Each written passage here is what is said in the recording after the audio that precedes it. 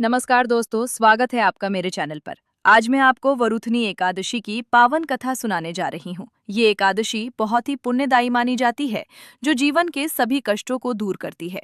कहा जाता है कि इस व्रत को करने से पापों का नाश होता है और मोक्ष की प्राप्ति होती है। इसकी कथा हमें भक्ति, धैर्य और भगवान विष्णु की कृपा का महत्व सिखाती है।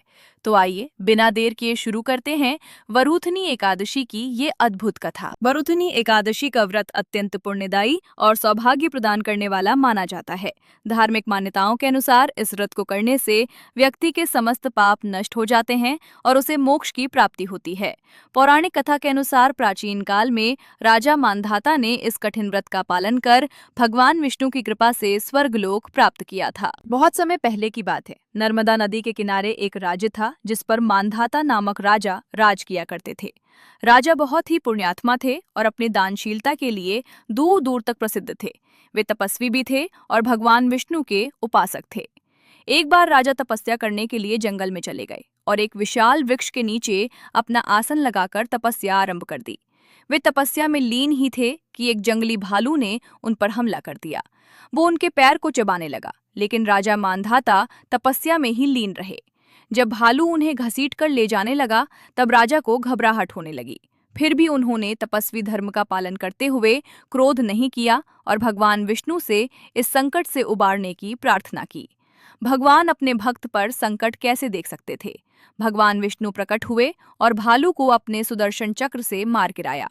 लेकिन तब तक भालू राजा के पैर को लगभग पूरा चबा चुका था। राजा बहुत दुखी थे और दर्द में थे। भगवान विष्णु ने कहा, वत्स, विचलित होने की आवश्यकता नहीं है। वैशाख मास के कृष्ण पक्ष की एकादशी, जो वरुथनी एकादशी कहलाती है, उस दिन मेरे वराह रूप की पूजा करना। व्रत के प्रभाव से तुम पुनः संपूर्ण अंगों वाले स्वस्थ हो जाओगे। भालू ने जो भी तुम्हारे साथ किया, वो तुम्हारे पूर्व जन्म के पापों का फल है। इस एकादशी के व्रत से तुम्हें सभी पापों से मुक्ति मिल जाएगी।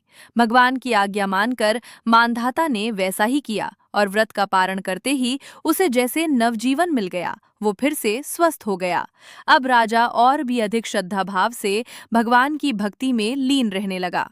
वरुथनी एकादशी व्रत करने से दुखी व्यक्ति को सुख मिलता है। राजा के लिए स्वर्ग के मार्ग खुल जाते हैं। इस व्रत का फल सूर्य ग्रहण के समय दान करने से जो फल प्राप्त होता है, वही फल इस व्रत को करने से भी मिलता है।